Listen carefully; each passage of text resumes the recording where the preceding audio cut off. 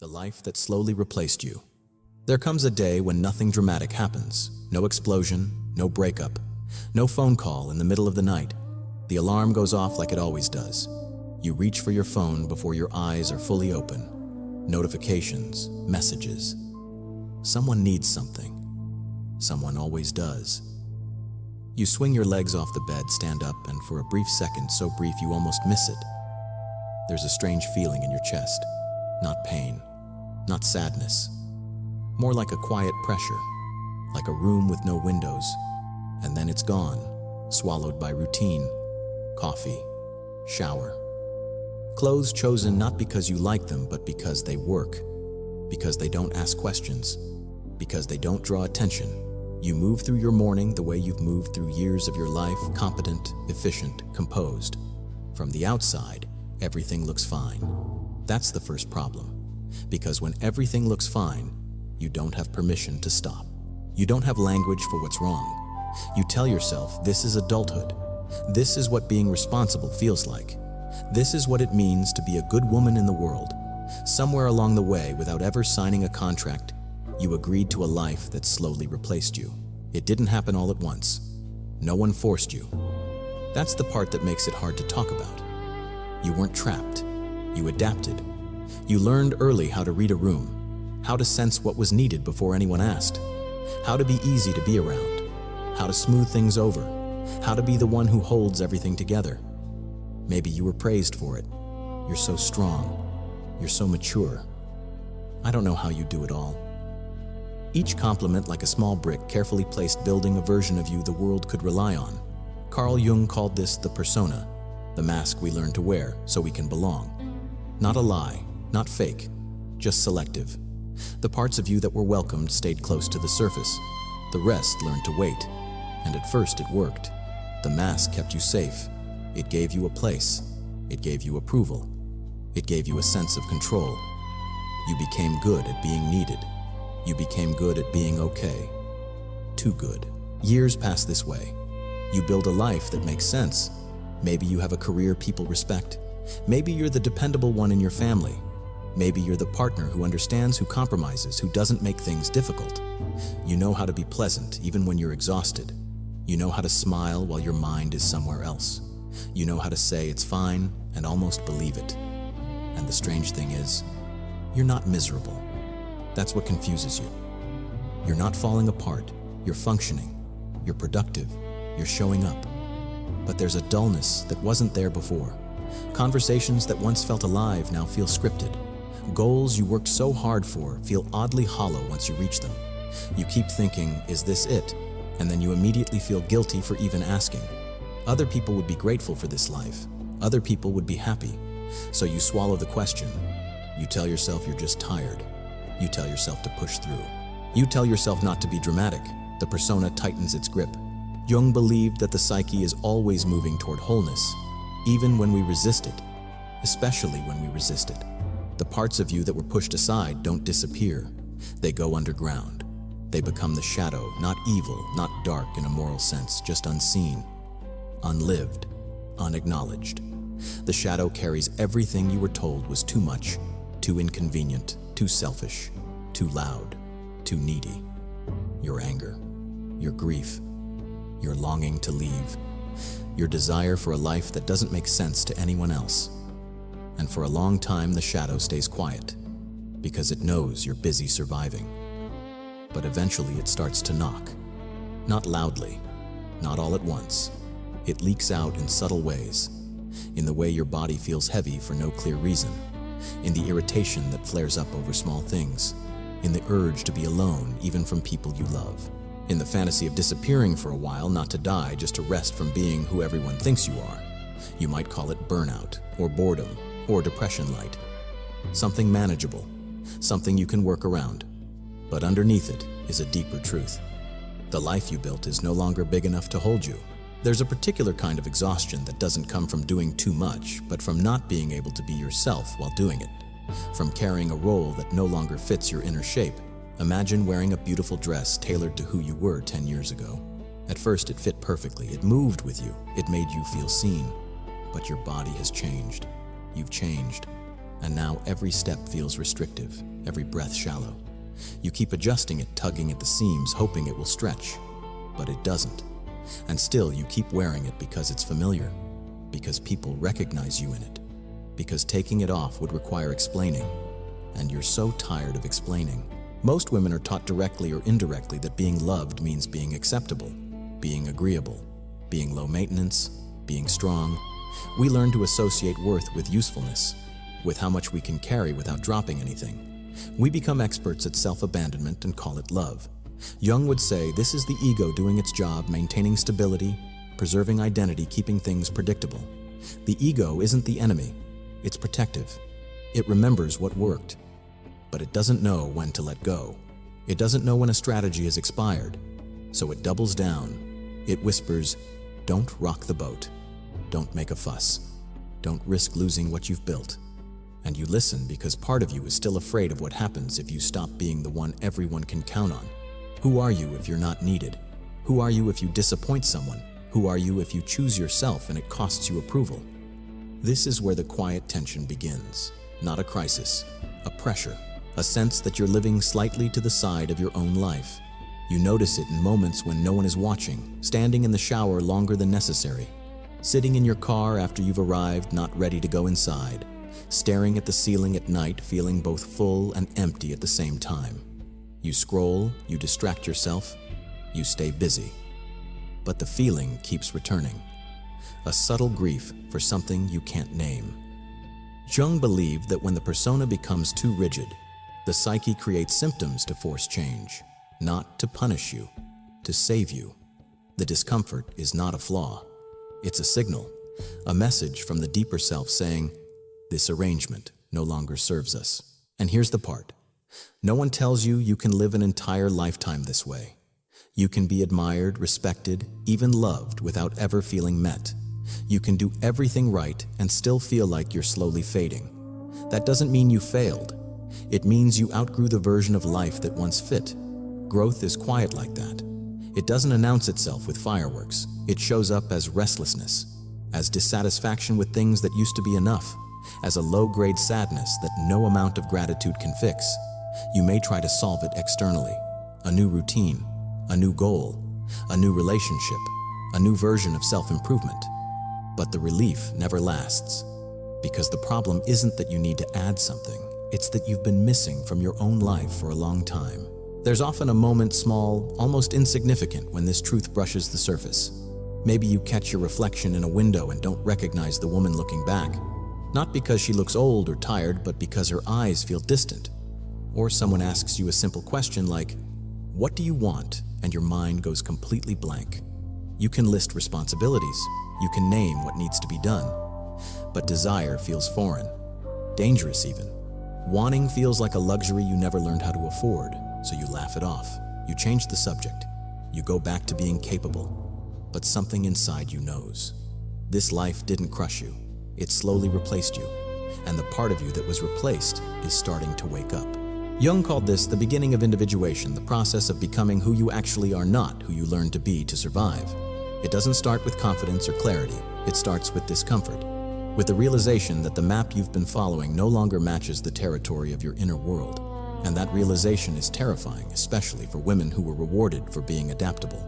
Because the skills that helped you belong are the same ones that taught you to disappear. Letting go of that identity feels like stepping into air without knowing if the ground will appear. So you hesitate. You tell yourself you're being ungrateful. You minimize your feelings. You keep going. But the pressure builds. The persona cracks just enough to let something real seep through. This is not the moment to fix anything. This is not the moment to make big decisions. This is the moment to notice, to stop gaslighting yourself, to admit quietly without judgment that something in you is asking for more truth. Not more success, not more validation, more honesty. With yourself.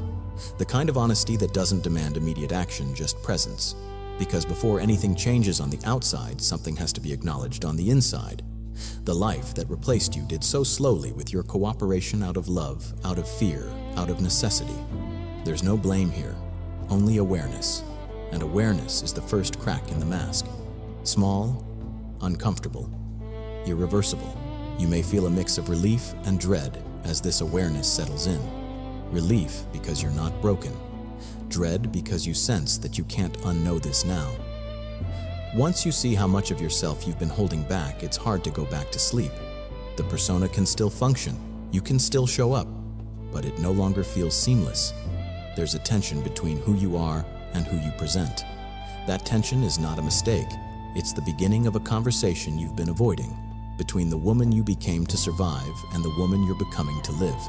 And this conversation doesn't resolve quickly.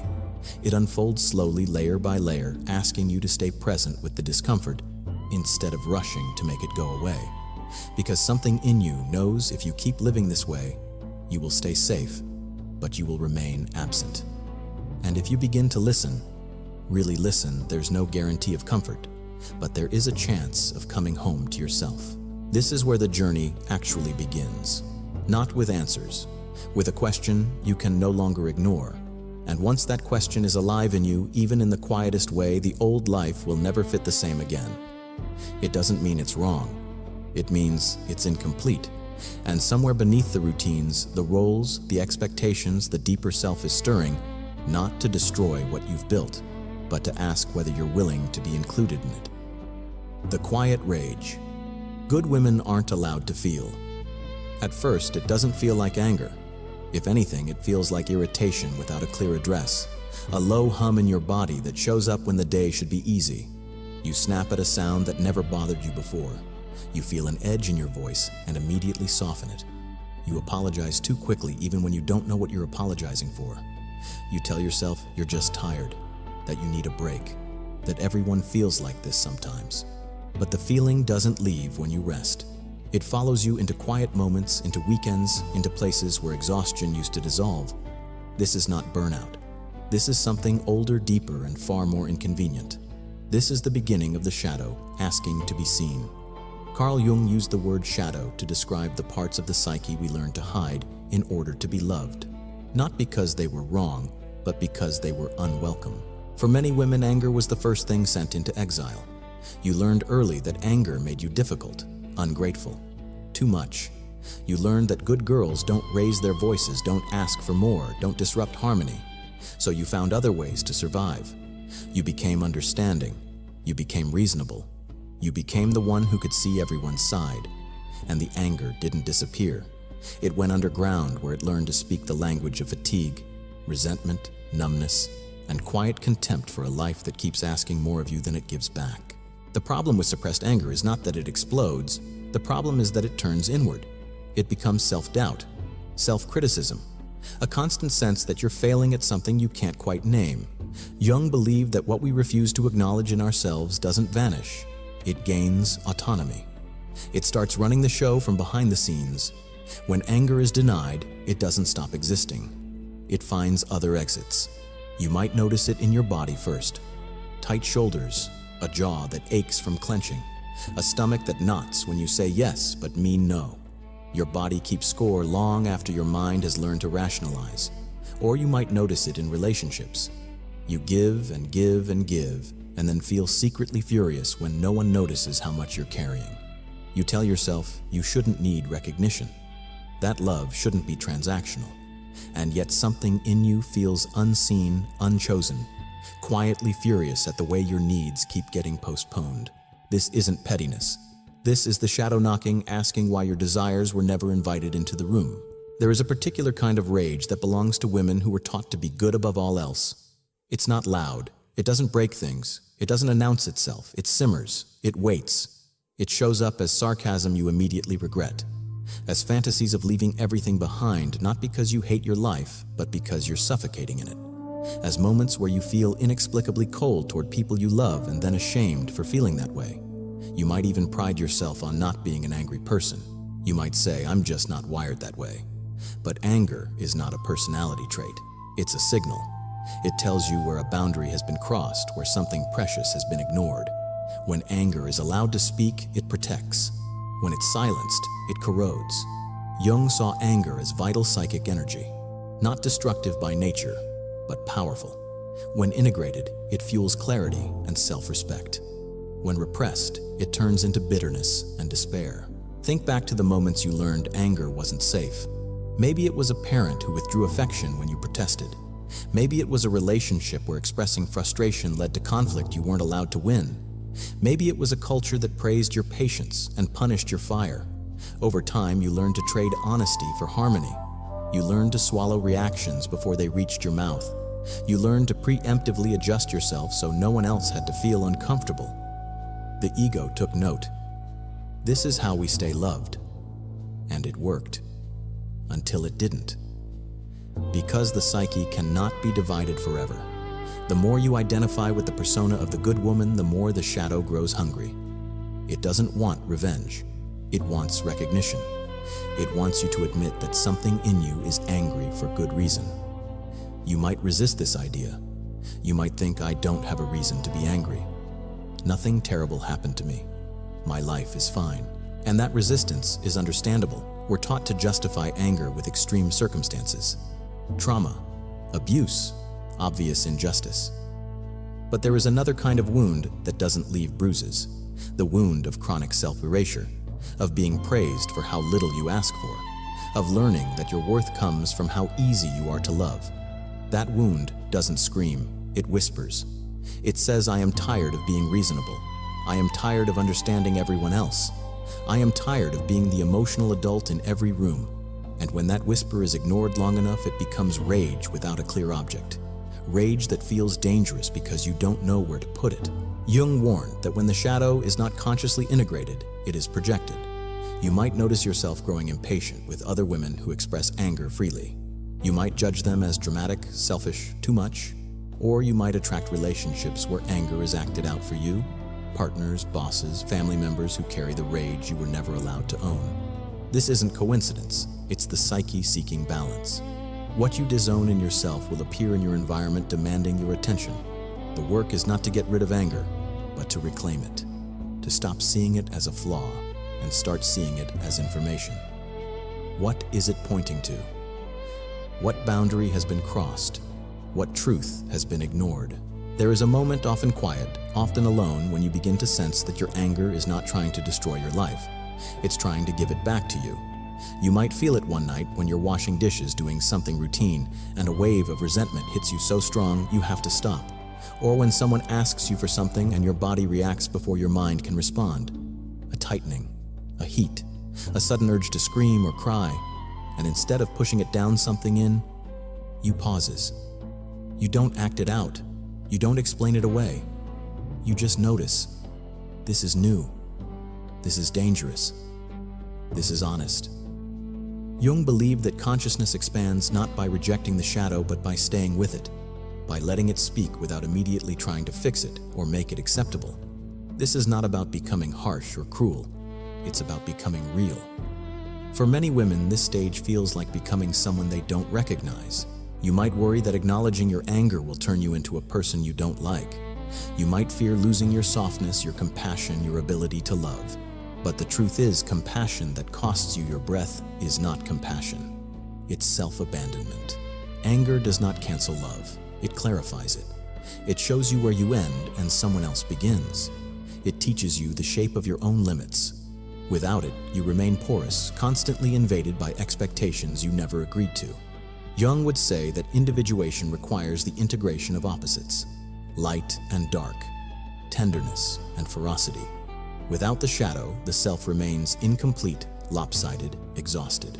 As this anger surfaces, you may feel an impulse to change everything at once, to confront, to leave, to burn bridges. This too is understandable. The pendulum swings hard when something has been suppressed for too long. But this stage is not about action yet. It's about containment, about learning to hold your anger without letting it consume you or disappear again, to sit with it the way you would sit with a grieving friend, to ask it questions instead of giving it orders. What are you protecting? What do you need me to see? What have I been tolerating that is costing me myself? These are not questions that get answered in a single night. They unfold slowly through observation, through patterns, through moments of discomfort that you no longer rush to smooth over. You may notice that as you stop suppressing your anger, your tolerance for certain situations drops. Conversations feel thinner, obligations heavier. You might feel less patient, less willing to bend. This can be frightening, especially if your identity has been built around being flexible and accommodating. You might worry that you're becoming selfish, but there is a difference between selfishness and self-contact. Selfishness takes without regard for others. Self-contact simply refuses to disappear. Jung believed that the emergence of the shadow often feels like a moral crisis because it challenges the values that once kept us safe. But morality built on self-erasure eventually collapses. What replaces it is not cruelty, but truth. There is grief here too. Grief for the years you spent being easier than you were honest. Grief for the times you swallowed your anger and called it love. This grief may come in waves unexpectedly triggered by small things. Let it. Grief is part of integration. It honors what you lost while surviving. It doesn't mean you were wrong to do what you did. It means you're ready to do something different now. Jung wrote that becoming conscious of the shadow is a humbling experience. It dismantles the image of who we thought we were, the nice one, the calm one, the unbothered one. And in that dismantling there is vulnerability. You may feel raw, exposed, less certain of who you are. That uncertainty is not regression. It's the psyche reorganizing itself around a deeper truth. As this chapter of your inner life unfolds, you might notice a strange thing. Your anger, when acknowledged, begins to change. It loses some of its heat. It becomes clearer, more focused. It stops being about everything and starts being about something. A specific need, a specific boundary, a specific truth you've been avoiding. This is the beginning of differentiation, the process of separating what is yours from what is not. You begin to sense that not everything is your responsibility, that not every discomfort needs to be managed by you, that your job is not to make everyone else comfortable at the expense of your own integrity. This realization doesn't bring immediate peace. It brings tension, but it's a clean tension, honest, alive. You may not say anything yet. You may still choose silence in certain situations, but the silence is different now. It's not erasure, it's discernment. You are learning to feel your anger without immediately translating it into guilt or action. This is a skill, a profound one. It takes time, and it changes the way you inhabit your body. You stand differently. You breathe more fully. You feel more present even when you're uncomfortable. The shadow, once acknowledged, becomes an ally. It doesn't dominate you, it informs you. It gives you access to a strength that doesn't come from pushing harder, but from standing firmer. This chapter does not end with resolution. It ends with awareness, with the unsettling recognition that you are not as nice as you thought you were, and that this is not a failure. It's a return to a fuller range of being human. The good woman who never gets angry is an illusion that keeps you small. The real woman feels anger and chooses how to respond to it. And as this awareness settles in, another question begins to form beneath the surface. If you are no longer willing to silence your anger, what else have you been silencing? And what might happen if you stopped apologizing for the parts of you that are finally asking to live, when love costs you your breath? There is a moment in many women's lives when love begins to feel like a quiet negotiation with yourself. Not a dramatic betrayal, not cruelty, just a steady, almost invisible exchange where your needs are slowly traded for peace. You don't notice it at first because it doesn't feel like loss. It feels like maturity, like choosing your battles, like being generous, like understanding that relationships require compromise, and they do. But somewhere along the way, compromise turns into contraction. You begin to hold your breath emotionally. You learn which parts of yourself create friction and which parts keep things smooth. You offer the smooth parts freely. You tuck the rest away. You tell yourself this is what intimacy looks like. This is what it means to love and be loved. And for a long time, it works well enough that no one questions it, including you. Love, especially for women, is often taught as an act of adaptation. To love is to be flexible, to be patient, to make space, to soften. These are not wrong qualities. They are beautiful. But when they become the only acceptable way of being, love starts to cost you your breath. You notice it in small moments. You hesitate before speaking, calculating whether what you're about to say will upset the balance. You rephrase your truth so it lands gently, even when it hurts you to carry it alone. You become fluent in emotional translation, turning your needs into something more digestible, more reasonable, less threatening. You pride yourself on being easy to be with, on not asking for too much, on not being that person. and the relationship feels stable. But inside, something is shrinking. Jung believed that relationships are one of the primary mirrors through which we encounter ourselves. They don't just connect us to others, they expose the parts of us that remain unconscious. When a woman consistently chooses harmony over honesty, it's rarely because she doesn't know what she wants. It's because she learned that wanting came with a price. Maybe love was conditional. Maybe approval was withdrawn when you asserted yourself. Maybe conflict felt dangerous, unpredictable. So your psyche adapted. The ego learned a strategy. If I stay agreeable, I stay connected. If I stay quiet, I stay safe. Over time, this strategy becomes an identity. You become the partner who understands, who forgives quickly, who doesn't make things heavy. And you are praised for it, loved for it. But the love you receive is for a version of you that is carefully edited. At some point, you begin to feel a strange contradiction. You are loved but not met, chosen but not fully seen. You might even feel guilty for feeling this way. After all, nothing is overtly wrong. Your partner may be kind, attentive in many ways. The relationship may look healthy from the outside. So why do you feel lonely in it? Why do you feel like you're always slightly performing? Jung would say this is the persona at work within intimacy. You are relating from the mask, not the self. And the self, when ignored long enough, begins to ache. Not loudly, quietly, in the spaces between words, in the things you don't say, in the questions you stop asking because you're afraid of the answers. There is a particular pain that comes from being loved for who you pretend to be. It's subtle. It doesn't explode. It erodes. You begin to doubt your own perceptions. Maybe I'm asking for too much. Maybe this is just how relationships are. Maybe I should be grateful. And gratitude becomes a way of silencing dissatisfaction. You tell yourself that love isn't supposed to meet all your needs, that no one is perfect. And all of that is true. But there is a difference between accepting imperfection and abandoning yourself. When you consistently silence your truth to preserve connection, the relationship may survive, but you slowly disappear inside it. Jung warned that when the ego identifies too strongly with a role, especially a relational role, it loses contact with the deeper self. And when that happens, love becomes a place of self-estrangement. You might notice that your body reacts before your mind does. A tightness in your chest when you're about to bring something up. A heaviness when you agree to something you don't want. A shallow breath when you sense you're about to be misunderstood. These are not signs that you're weak or overly sensitive.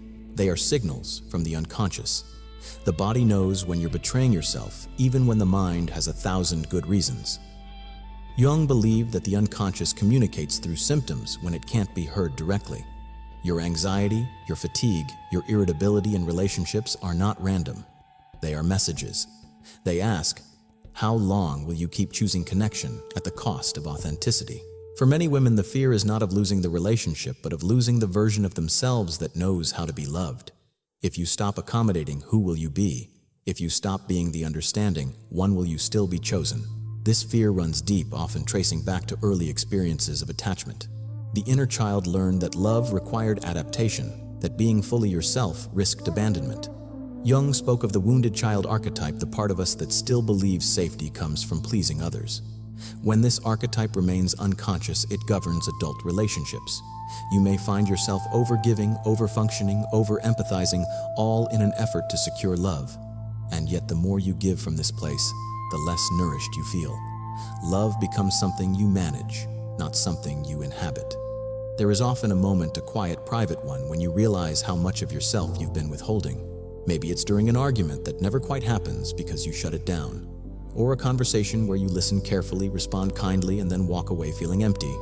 Or a night when you're lying next to someone and feel profoundly alone. These moments are not indictments of your partner. They are invitations to look inward. Jung emphasized that the work of individuation often begins in the tension between our outer relationships and our inner truth.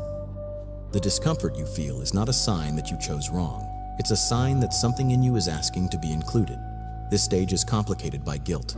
Guilt for wanting more. Guilt for feeling dissatisfied when you are loved.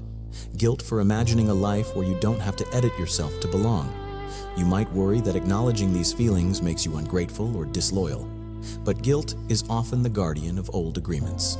It appears when you're about to break a contract you never consciously signed. Jung would say that guilt arises when the ego senses a shift away from established norms. It doesn't mean you're doing something wrong. It means you're doing something new, something that challenges the identity you've been living from. You may also notice a growing resentment that feels out of proportion to the situation. Small things trigger big reactions. You feel irritated by requests that once felt easy. This resentment is not a character flaw. It's accumulated truth. It's what happens when your needs have been consistently deferred, when love has required you to be smaller than you are. The danger here is turning that resentment outward without understanding its roots, or inward through self-blame. Jung believed that resentment is a sign of psychic imbalance. It signals that energy has been flowing in one direction for too long. The task is not to shame yourself for feeling it, but to trace it back to what has been denied. There is a subtle but profound shift that begins to happen when you allow yourself to see this pattern clearly. You stop framing the issue as what's wrong with this relationship and start asking, what part of me has been missing here? This question changes everything. It moves you out of blame and into responsibility, not the kind that burdens you, but the kind that returns agency. You begin to notice how often you silence yourself before anyone else has a chance to, how you anticipate disappointment and adjust preemptively, how you offer understanding instead of honesty because it feels safer. This awareness can be painful. It reveals how complicit you've been in your own erasure. But it also reveals something else. If you learned how to disappear, you can learn how to return. This doesn't mean confronting your partner immediately. It doesn't mean demanding change or issuing ultimatums. Those are actions that may or may not come later. This stage is about internal alignment, about noticing when you hold your breath and gently asking yourself why, about allowing your feelings to exist without immediately translating them into something palatable. Jung believed that consciousness expands through differentiation, the ability to hold opposing truths without collapsing into one or the other. You can love someone and feel unfulfilled. You can appreciate what you have and acknowledge what's missing. You can be kind without being self-sacrificing. These are not contradictions. They are complexities of a psyche moving toward wholeness. As you sit with this awareness, you may feel a growing discomfort with certain dynamics. The way you're expected to always be okay. The way your needs are addressed only when they're expressed softly enough. The way your silence has been mistaken for contentment. This discomfort is not meant to push you into immediate action. It's meant to sharpen your perception, to help you see where love has become conditional on your compliance, where connection has depended on your disappearance. Jung would say that before the self can emerge, the illusions of the ego must be exposed. The illusion here is that love requires you to be less. There is also grief in this chapter. Grief for the intimacy you thought you had. Grief for the parts of yourself you set aside in the name of being loved. This grief doesn't mean the relationship was false. It means it was incomplete. And incompleteness once seen cannot be unseen. You may begin to feel restless, unsettled, unsure of what you want next. That uncertainty is not failure. It's the psyche loosening its grip on an old identity. The good partner. The easy one. The one who doesn't ask. Letting go of this identity feels like standing on unstable ground. You don't yet know how to be in relationship without disappearing. You only know that disappearing is no longer an option. As this chapter draws to a close, something subtle shifts inside you. You may not speak up yet. You may not change anything on the outside. But inside, a line has been crossed. You can feel when you're holding your breath now.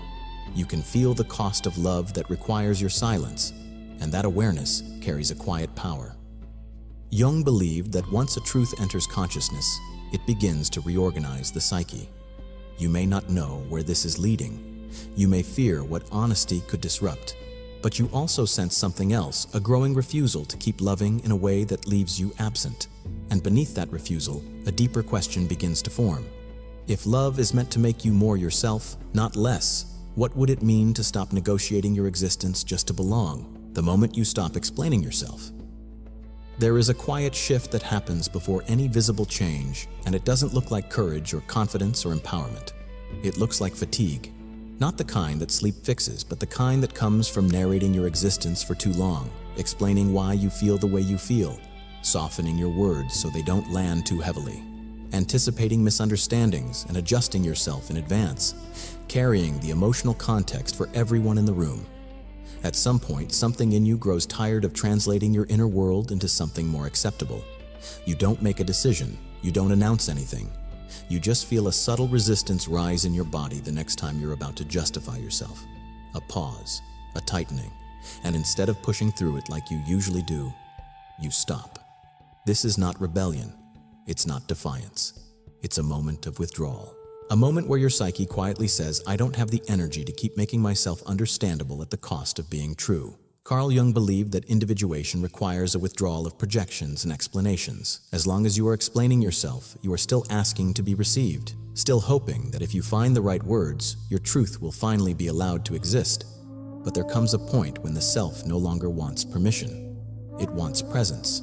This is the moment you stop explaining yourself, not because you don't care, but because you finally care enough about yourself to stop negotiating your reality. At first it feels uncomfortable, almost wrong. Silence where there used to be clarification. Stillness where there used to be accommodation.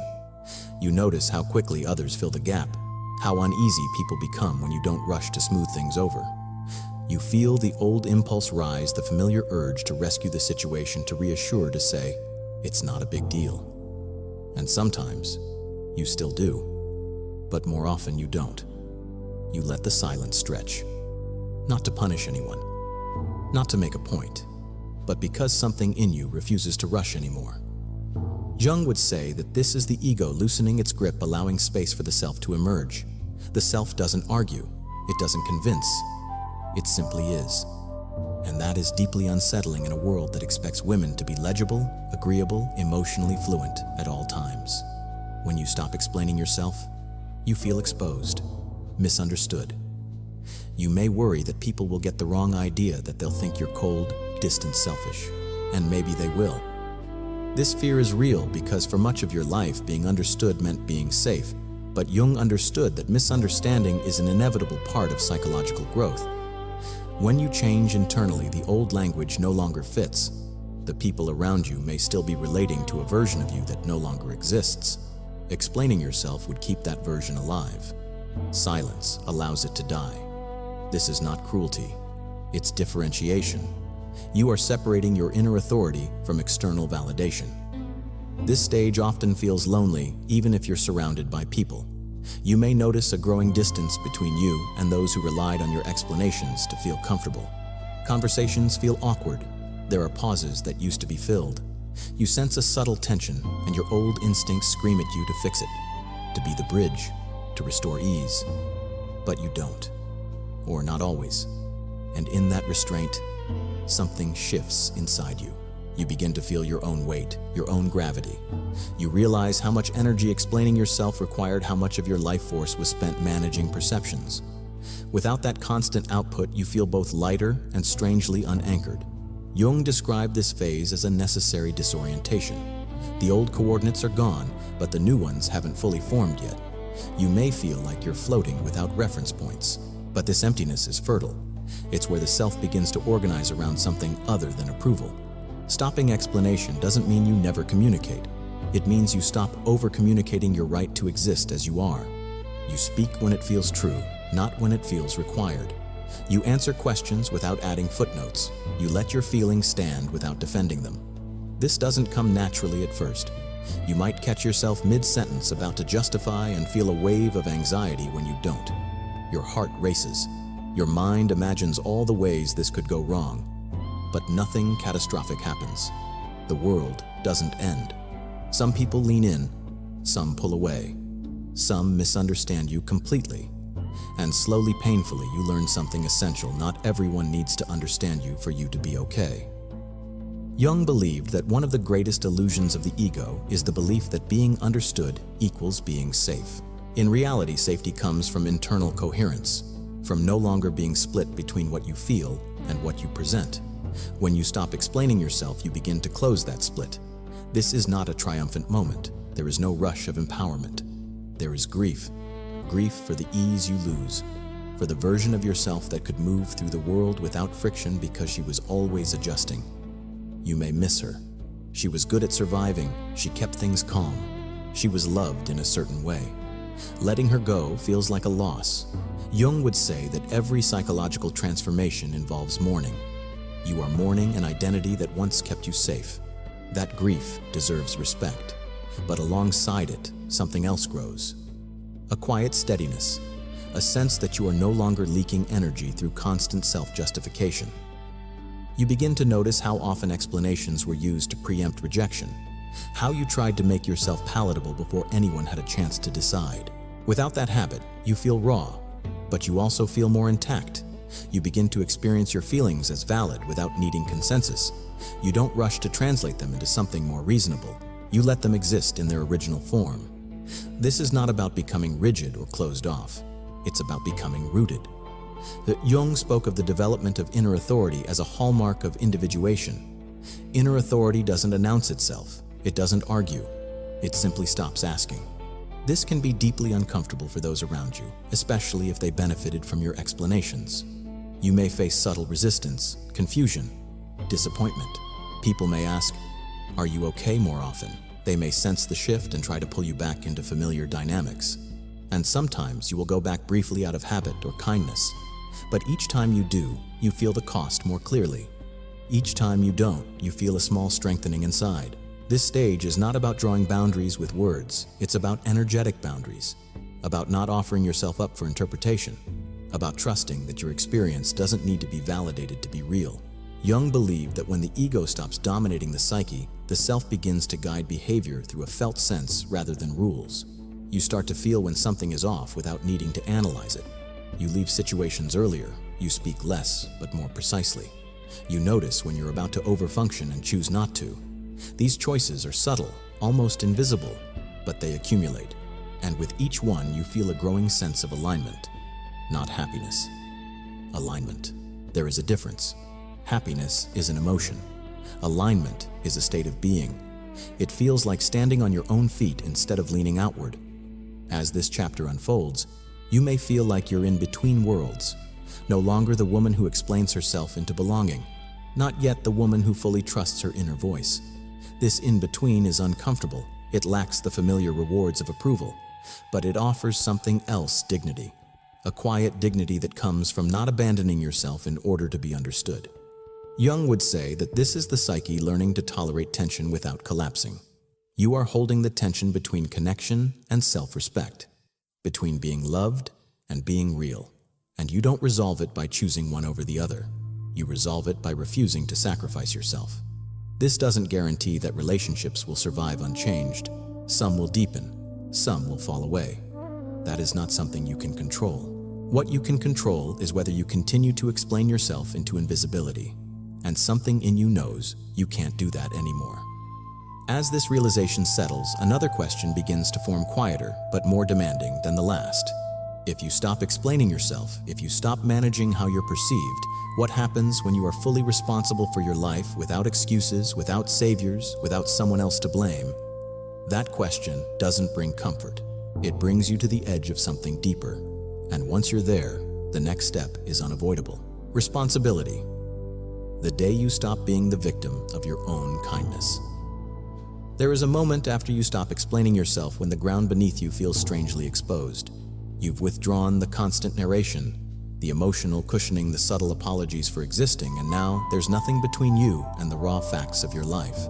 The relationships you're in, the work you do, the choices you've made, the patterns you keep repeating. This is not a moment of empowerment the way it's usually sold. It's quieter, heavier, because without explanations, without stories about why things are the way they are, you are left with a single unsettling realization. This is your life, and no one else is responsible for carrying it for you. Not your partner, not your parents, not your past, not the circumstances that shaped you. This realization can feel cruel at first, especially for women who have spent years being kind, accommodating, understanding. You want to say, "But I didn't choose this." And maybe consciously you didn't, but unconsciously over time you did. Carl Jung called this moment the turning point of individuation, the point where the psyche stops looking outward for rescue and begins to reclaim its own authority. It's not about blame, it's about ownership. And ownership, when you've been living from self-sacrifice, can feel like standing naked in cold air. For a long time, kindness may have been your refuge. The way you survived, the way you maintained connection, the way you avoided conflict and kept the peace. There is nothing wrong with kindness. But when kindness becomes compulsive, when it's driven by fear rather than choice, it becomes a cage. Jung believed that the ego often disguises avoidance as virtue. You tell yourself you're being patient, forgiving, selfless, and sometimes you are. But sometimes you're just afraid of what will happen if you stop, afraid of disappointing people, afraid of being seen as difficult, afraid of losing love. In those moments, kindness is not generosity, it's a defense. And defenses, while protective, also keep you stuck. Responsibility enters the picture when you're willing to look at your own patterns without collapsing into shame or self-pity. When you're willing to say, I see how I got here, and I see how I've been participating in my own diminishment. This is not an accusation, it's a reckoning. There is often a wave of anger that follows this realization. Anger at yourself for tolerating what you did. Anger at others for benefiting from your silence. Anger at a world that rewards women for being small and agreeable. This anger is understandable. It needs to be felt. But if it becomes the final stop, it turns responsibility into another weapon against yourself. Jung warned that consciousness without compassion becomes cruelty. The task here is not to punish yourself for the past, but to understand it, to see how your psyche adapted to survive, to honor the strategies that once kept you safe, even as you acknowledge that they are no longer serving you. Responsibility in the Jungian sense is not about taking fault, it's about taking authorship. It's about recognizing that while you did not choose your conditioning, you can choose what you do with it now. This is where the fantasy of rescue finally collapses. The quiet hope that someone will notice your exhaustion and step in. That if you just wait long enough, something external will change and make everything easier. A different partner, a different job, a different phase of life. Jung called this the savior complex, the unconscious belief that fulfillment will arrive from outside. For many women, this fantasy is deeply ingrained. It's tied to early attachment, to the longing for someone to finally see you and say, I've got you. And there is grief in letting this go. Real grief. Because it means accepting that no one is coming to save you from the life you're living. Not because you're unworthy of care, but because the work you're being asked to do cannot be outsourced. This is the moment when the inner child realizes that waiting is no longer an option. That adulthood in its deepest sense has arrived. Responsibility begins with small, almost invisible shifts. You stop saying yes automatically. You pause before agreeing to things that drain you. You notice when you're about to step in and fix something that isn't actually yours to fix. These moments are uncomfortable because they go against years of conditioning. You may feel selfish, guilty, anxious. You may worry that you're letting people down, and sometimes you are.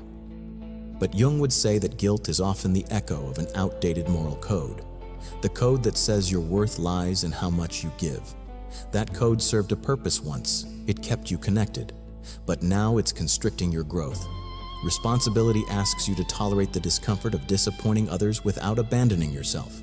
This is not an easy ask. It requires emotional stamina.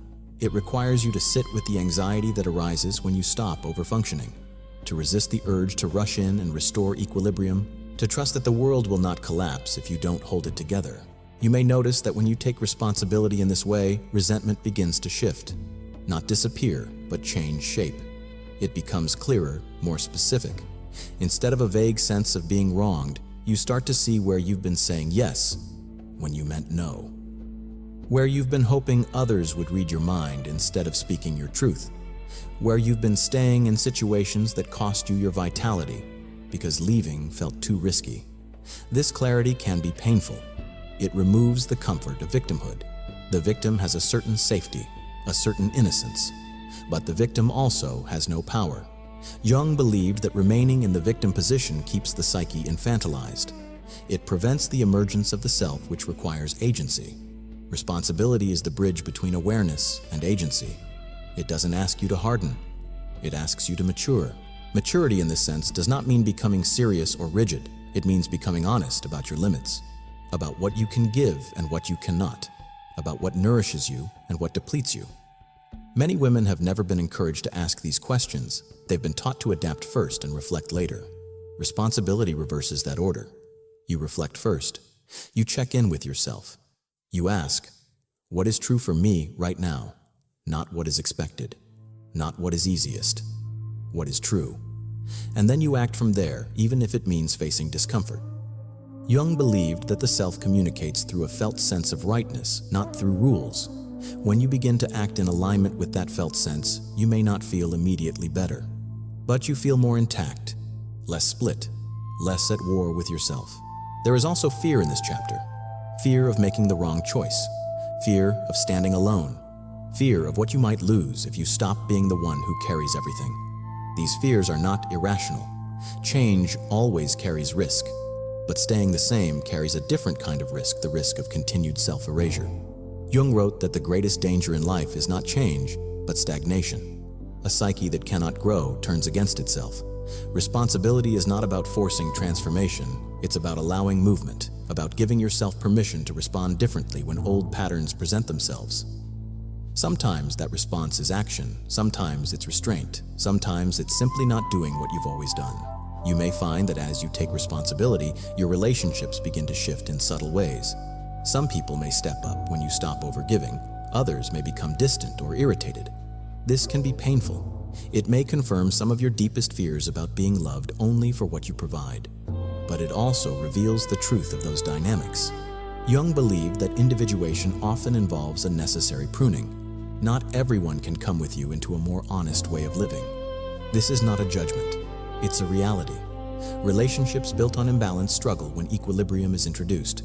And yet there is also the possibility of deeper connection, of being met as you are not just for what you do. That possibility can only emerge when you stop managing outcomes and start standing in your truth. This chapter is not about radical action or dramatic declarations. It's about an internal shift that slowly changes everything. You begin to notice when you're slipping into old roles. You catch yourself before apologizing for having needs. You allow yourself to feel disappointed without immediately minimizing it. You stop waiting for the perfect moment to honor yourself. These are quiet acts of responsibility. They don't look impressive, they don't earn applause, but they build something far more important: trust with yourself. Jung believed that the self emerges when the ego learns to listen rather than control. Responsibility in this sense is not about taking charge of your life in an aggressive way. It's about responding to it with awareness. There may be moments when you long for the old simplicity, when you wish you could go back to being the one who smoothed everything over, who didn't feel this tension, who didn't have to make these choices. That longing is natural. Change always brings nostalgia for what was easier, but there is also a new solidity forming beneath your feet, a sense that even if things are uncertain, you are no longer betraying yourself. That sense is quiet but profound. It doesn't shout. It doesn't reassure you with promises of happiness. It simply says, I am here. I am with myself. And that presence becomes a kind of anchor. As this chapter closes, you may feel both heavier and freer. Heavier because you are no longer outsourcing responsibility for your life.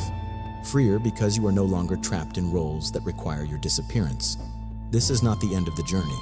It's a threshold. On one side is the familiar world of adaptation and explanation. On the other is a quieter, lonelier, more honest path.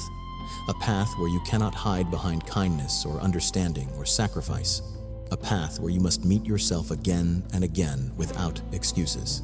And as daunting as that sounds, something in you knows it's necessary. Because once you stop being the victim of your own kindness, you are finally in a position to choose how you want to live. And that choice, however small it begins, changes the direction of everything that follows. The loneliness that isn't a punishment. There is a particular kind of loneliness that arrives after you stop abandoning yourself. It doesn't feel like the loneliness you've known before. It isn't the sharp ache of being left or the hollow quiet of an empty room. It's softer, more disorienting. A loneliness that shows up even when you're not alone. Even when your phone still rings, your calendar is still full, your life still looks intact. This loneliness doesn't come from absence. It comes from separation. From stepping out of old patterns that once kept you connected, even if that connection was built on your self-erasure. Carl Jung described this phase as the crisis of separation, a necessary passage in the individuation process. When you stop living from the collective expectations, what he called the herd, you inevitably feel apart. Not above, not better, just no longer merged. And for women, this can be especially painful because so much of our identity has been shaped around relational closeness, around being needed, around belonging. When you loosen your grip on those roles, the space they occupy doesn't immediately fill with something new. At first, it feels empty, and the ego wired to avoid emptiness at all costs interprets that emptiness as something gone wrong. You may start to wonder if you've made a mistake, if you've become too distant, too quiet, too self-focused. You may miss the familiar rhythm of being relied on, of knowing exactly where you fit. Even if that fit was constricting, it was known. Jung believed that the psyche prefers familiar suffering over unfamiliar freedom. Freedom without structure feels like free fall. In this stage, you may feel unmoored.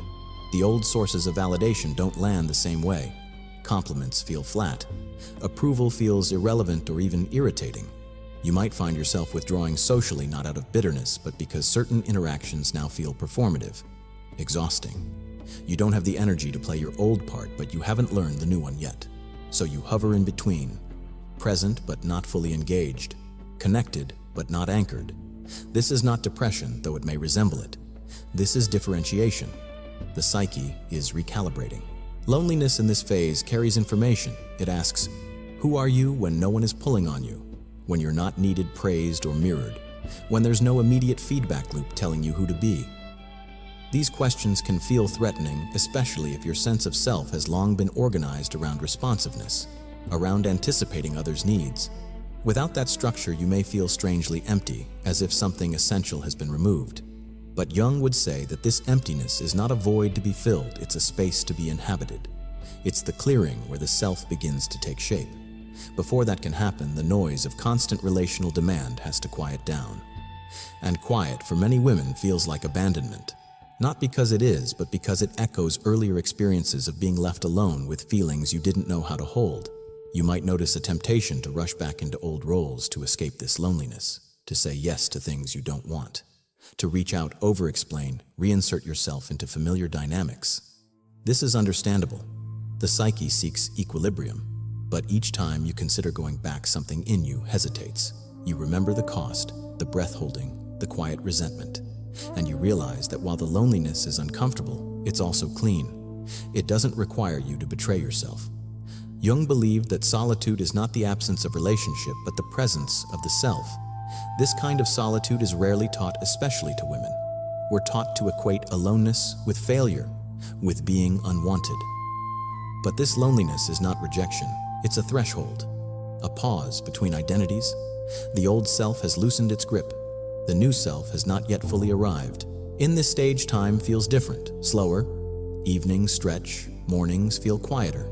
You may spend more time alone, not necessarily by choice, but because your tolerance for superficial connection has dropped. Small talk feels hollow. Social rituals feel strangely draining. You may worry that you're becoming antisocial, that something is wrong with you. But Jung would say that the psyche withdraws energy from the outer world when it needs to reorganize internally. This withdrawal is not regression. It's preparation. It's the soul pulling inward to listen. And listening requires silence. You may find yourself drawn to simple grounding activities. Walking without headphones. Sitting with a cup of tea. Watching light move across a room. These moments don't feel productive, but they feel real. They anchor you in your body. They remind you that you exist even when no one is asking anything of you. There is also fear in this loneliness. Fear that if you don't maintain connection, you'll lose it, that people will move on, that you'll be forgotten. These fears touch deep attachment wounds, the part of you that learned early that love could be withdrawn, that presence had to be earned. Jung would call this the wounded child resurfacing testing, whether you are safe without constant relational proof. This is where self-trust begins to matter. Can you stay with yourself when it's quiet? Can you tolerate not being needed? Can you resist the urge to fill the space with distractions, with noise, with other people's needs? This is not about isolation. It's about learning to be with yourself without panic, about discovering that your existence does not depend on constant interaction, that you are still real, still worthy, still alive, even when no one is looking. As days or weeks pass in this state, you may notice subtle shifts. The loneliness doesn't disappear, but it changes texture. It becomes less sharp, more spacious. You begin to sense a different kind of presence within yourself, a steadiness that wasn't there before, not excitement, not happiness, a groundedness. Jung believed that the self emerges not through effort, but through alignment. As you stop chasing connection at any cost, a quieter connection begins to form inside. You start to feel your own rhythms, when you're tired, when you're full, when something resonates or doesn't. These signals were always there, but they were drowned out by the noise of obligation. In the stillness, they become audible. This is also the stage where you may feel misunderstood more often. People might say you've changed, that you're distant, that you're not as available as you used to be. And they're right. You have changed. You are less available to roles that require your disappearance. That misunderstanding can hurt. You may feel tempted to explain yourself again to reassure everyone that you're still the same. But you know now that you're not, and that explaining would pull you back into old patterns. Jung wrote that individuation often leads to a period of being misunderstood even by those closest to us. This is not a sign you're on the wrong path. It's a sign you're no longer living entirely from borrowed identities. The loneliness that comes with this misunderstanding is painful, but it's also honest. It reflects the reality of being an individual rather than an extension of others' expectations. There may be moments when this loneliness feels unbearable, when you question whether the cost of this path is too high, whether the comfort of belonging, even if it required self-silencing, was worth more than this quiet uncertainty. These doubts are part of the process. Jung never romanticized individuation. He knew it was demanding, that it required sacrifices, that it often led through periods of isolation. But he also believed that without this separation, the self remains undeveloped, merged, dependent. The loneliness you feel now is not meant to be permanent. It's transitional. It's the space between who you were and who you are becoming. And transitions are rarely comfortable. As you move through this chapter, you may begin to notice that some connections feel different now. Deeper, more genuine, fewer but more real. Conversations where you don't have to perform. Moments of shared silence that don't feel awkward. These glimpses offer reassurance not as a promise, but as a possibility. That connection doesn't have to be built on self-sacrifice. That intimacy can coexist with integrity. But even these moments don't erase the loneliness entirely. They coexist with it. Jung would say that true belonging begins only after we have learned to stand alone, not in defiance of others, but in alignment with ourselves. This chapter doesn't resolve with comfort. It resolves with endurance, with the realization that you can survive this quiet, that you can stay with yourself without rushing back into old patterns, that the loneliness, while uncomfortable, is not trying to break you. It's trying to teach you something fundamental, that your life does not need to be constantly validated to be meaningful, that your presence does not depend on being chosen over and over again. As this realization settles, you may feel a subtle strengthening inside, a sense that even if this path is lonely at times, it is also true. And truth once tasted is hard to give up. As you sit with this loneliness, another shift begins to stir beneath the surface, a question not about others, but about yourself. If you are no longer defined by belonging, by being needed, by staying connected at all costs, who are you becoming? And what will it require to live from that place fully without retreating? That question doesn't demand an immediate answer. It waits, quietly, patiently, and it carries you toward the final movement of this journey, where loneliness gives way not to crowds or approval, but to something steadier, something that does not leave when the room is empty. Becoming a woman who doesn't need permission. There is no dramatic moment when it happens, no clear line where you can say, "This is where I arrived." What unfolds instead is subtle, almost anticlimactic. You wake up one morning and notice that your body feels quieter, not lighter in a euphoric way, just steadier. You move through your day without the constant inner negotiation. You don't scan the room for cues about who to be. You don't rehearse your responses in advance. You still care. You still feel deeply. But something fundamental has shifted. You are no longer waiting for permission to exist as you are. Carl Jung called this stage the emergence of the self, not the ego that adapts and performs, but the organizing center of the psyche that holds opposites without apology. The self doesn't strive to be special or exceptional. It doesn't seek validation. It simply lives from an inner axis. And when you touch this place, even briefly, you realize how much energy you once spent orbiting other people's expectations. That energy begins to return to you. Becoming a woman who doesn't need permission doesn't mean you stop caring about others. It means you stop organizing your life around their comfort. The difference is subtle but profound. You still listen, but you don't disappear while doing so. You still compromise, but not automatically, not at the cost of your integrity. You begin to sense almost instinctively when something is aligned and when it's not. Jung believed that individuation is not about becoming someone new, but about becoming whole, integrating what was split off. The anger you once feared now informs your boundaries. The tenderness you protected now has roots. The loneliness you endured has carved out an inner home. You no longer need to prove your worth through usefulness.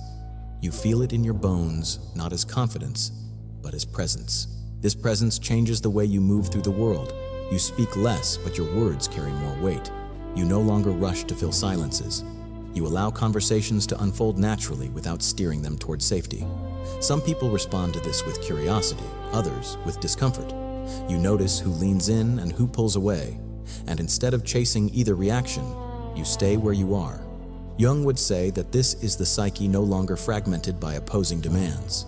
You are not trying to be both authentic and acceptable at the same time. You choose authenticity, and you let acceptance find you where it may. This doesn't make life easier in a superficial sense, but it makes it simpler, less divided, less exhausting. You may notice that your desires become quieter too, not because you've lost ambition or passion, but because your desires are no longer fueled by lack. You don't want things to complete you. You want them to express you. There is a difference. Jung believed that when the ego stops chasing fulfillment, the self begins to express itself through ordinary life. Work becomes an extension of who you are, not a performance. Relationships become places of meeting, not managing. Even solitude feels different now. It's no longer something you endure, it's something you inhabit. You can be alone without feeling abandoned. You can be with others without feeling consumed. This balance is not perfect or permanent. It fluctuates, but you trust yourself to navigate it. There is also a softness that emerges here, one that surprises you. Not the softness of self-sacrifice, but the softness of self-trust. You don't need to harden to protect yourself. You know when to say no. You know when to leave. You know when to stay. These decisions don't come from rules or fear. They come from a felt sense of rightness. Jung called this living in accordance with the self, where choices are guided by an inner compass rather than external pressure. You may still make mistakes. You may still feel doubt, but the doubt no longer destabilizes you. It doesn't send you spiraling into self-abandonment. You can hold uncertainty without collapsing. As you live from this place, you may notice something else. The urge to search fades. You don't look for the next answer, the next teaching, the next explanation that will finally make everything make sense. Not because you figured it all out, but because you're no longer estranged from yourself. The endless seeking was never about knowledge.